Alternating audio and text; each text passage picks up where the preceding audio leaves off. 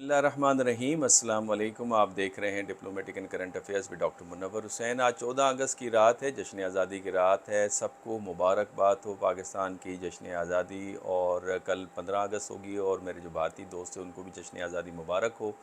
हमने British India से आज़ादी हासिल की और हमारे जो फाउंडिंग फादर्स थे, जिसमें मुक़ायदत मोहम्मद अली जिन्ना, लियाकत अली ख़ान, उससे पहले अल्लामा मोहम्मद इकबाल, फ़ातिमा जिन्ना और दूसरे जो हमारे लीडर्स थे, और फिर इंडिया के गांधी और नेहरू और जितने भी दूसरे, अबुल कलाम आज़ाद, इम्पॉर्टेंट लीडर्स थे, उन्होंने मिलकर आज़ादी हासिल की। अब हमारा फ़र्ज़ ये बनता है कि अच्छे पड़ोसियों के साथ हम की तरह हम रहें और तरक्की की तरफ अपने फ्यूचर को लेके जाएं और गुर्बत को इस इलाके से मिटा के रखें।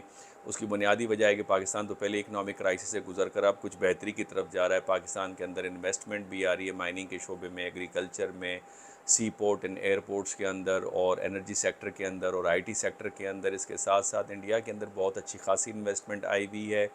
लेकिन फिर इंडिया भी कुछ इस वक्त इकनॉमिक प्रॉब्लम को फेस कर रहा है। 6% जो ग्रोथ है उससे गिर के तकरीबन 2% पे आ गई है। उसकी बुनियादी वजह फ्लड्स बताई जा रही है। तकरीबन $100 बिलियन का नुकसान है, जिसमें ग़िज़ाई अजनास की कीमतों में इजाफे का ख़दशा मौजूद है।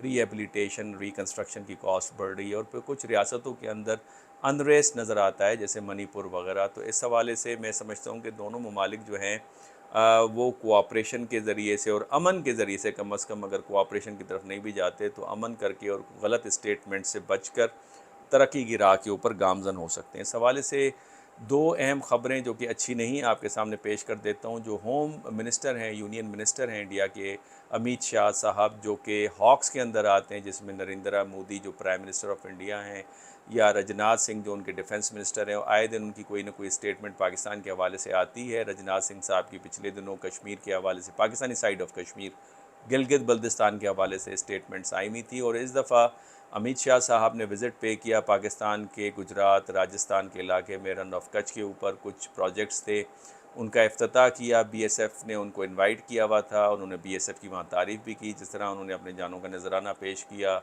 अपने मुल्क की सलामती के हवाले से। और वहाँ पे कुछ इस तरह की बातें हुई जो पाकिस्तान के हवाले से ठीक नहीं थी।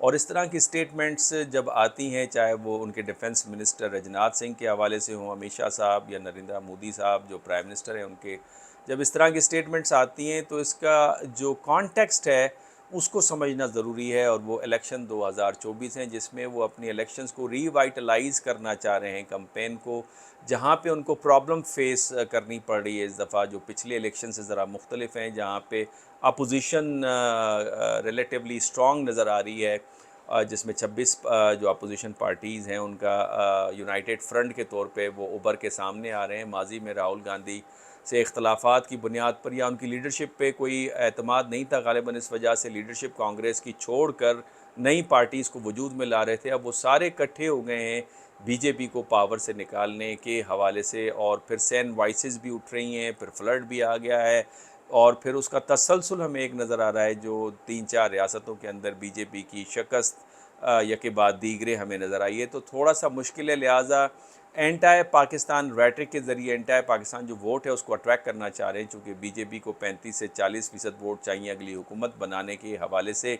और इस हवाले से यही जो एक्स उनके गवर्नर गोवा के और कश्मीर के मिस्टर मलिक, उन्होंने अपनी कई दफ़ा स्टेटमेंट्स दिए हैं कि माजी में भी जो पुलवामा हुआ वो एक ड्रामा डिज़ाइन किया गया था ताकि वोट को अट्रैक्ट किया जाए। उसकी पॉलिटिकल कुछ इंटरेस्ट है जो उन्होंने इलेक्टोरल मफादात को हासिल करने के लिए किया। और अब भी उनका ख़दशा ये है कि बीजेपी इस तरह की कोई कदम उठा सकती है या अपनी ही किसी लीडरशिप को इस हवाले से नुकसान पहुंचा सकती है। लेकिन सवाल यहाँ पे $100 मिलियन का ये है कि पाकिस्तानी लीडरशिप क्या कर रही है, स्पेशली द पॉलिटिकल लीडरशिप। क्या वो सिर्फ अबूरी हुकूमत में जोड़ तोड़ में लगे हुए हैं, या नई हुकूमत या नए इलेक्शंस के हवाले से लगे हुए हैं? वो क्यों खामोश हैं?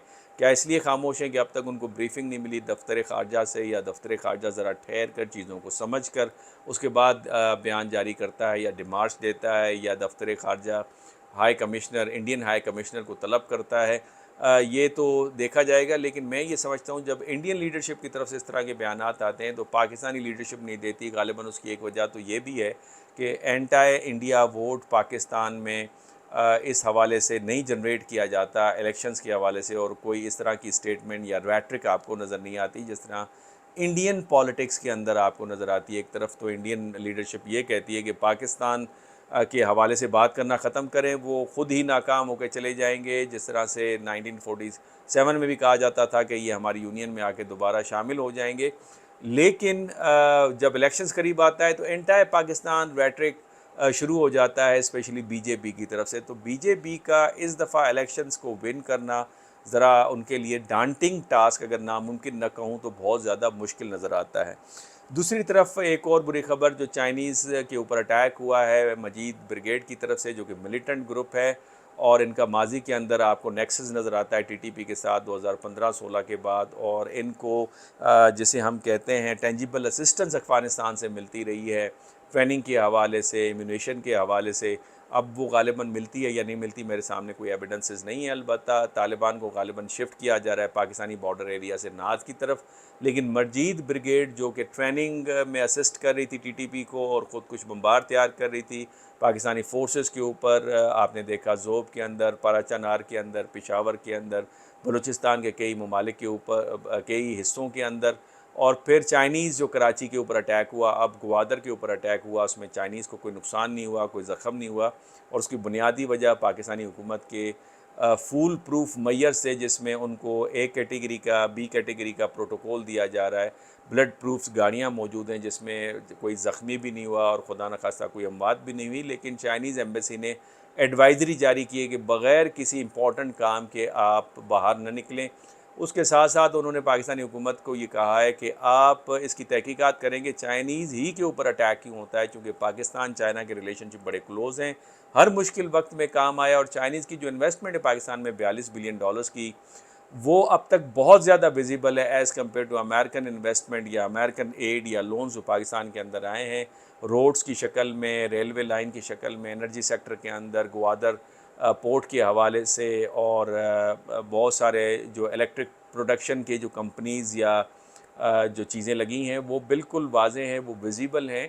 तो लिहाजा चाइनीज़ के अगर उनके ऊपर अटैक होता है तो मैं समझता हूँ इस हवाले से चाइनीज़ को कंसर्न होगा और पाकिस्तान के जो वाइटल इंटरेस्ट हैं इस हवाले से उसको नुकसान पहुँचेगा। तो इस पे मैं ये समझता हूँ कि हुकूमत को मज़ीद बेहतर मेयर्स लेने की ज़रूरत है और चाइनीज़ को इस हवाले से सेटिस्फाई करने की ज़रूरत है।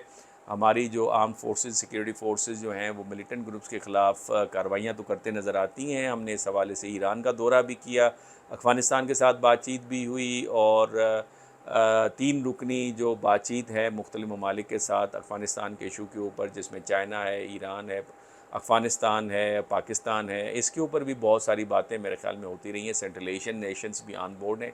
तो इसको टैकल करने की ज़रूरत है ताकि हम एज़ सुन एज़ पॉसिबल अपनी इकनॉमिक जो प्रॉब्लम्स हैं उससे बाहर आ सकें। आज के लिए यही काफ़ी। आपके कमेंट्स का इंतज़ार रहेगा। इजाज़त दीजिए। अल्लाह हाफ़िज़।